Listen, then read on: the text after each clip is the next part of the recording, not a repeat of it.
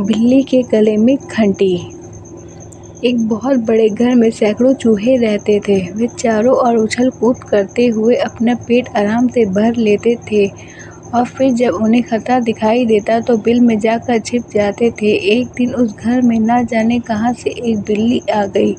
बिल्ली की नज़र जैसे ही चूहों पर पड़ी तो उसके मुंह में पानी आ गया। बिल्ली ने उन चूहों को खाने के लिए विचार से उसी घर में अपना डेरा डाल दिया। बिल्ली को जब कभी भूख लगती तो वह अंधेरे स्थान में छिप जाती और जैसे ही चूहा बिल से बाहर आता तो उसे मारकर खा जाती। अब तो बिल्ली रोज चूहों का भोजन करने लगी। इस प्रकार वह कुछ ही दिनों में मोटी ताज़ी हो गई।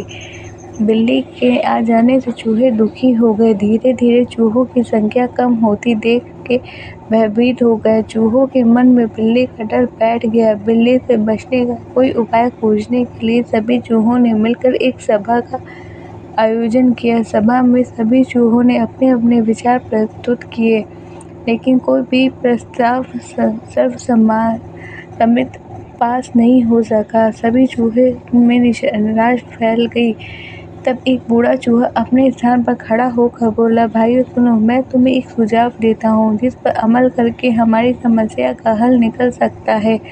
यदि हम कहीं से एक घंटी और धागा मिल जाए तो हम एक घंटी को बिल्ली के गले में बांध देंगे। जब बिल्ली चलेगी तो उसके गले में बंधी हुई घंटी भी बजने लगेगी। घंटी की आवाज़ हमारे लिए खतरे का संकेत होगी। हम घंटी की आवाज़ सुनते ही सावधान हो जाएंगे और अपने बिल में जाकर छिप जाएंगे।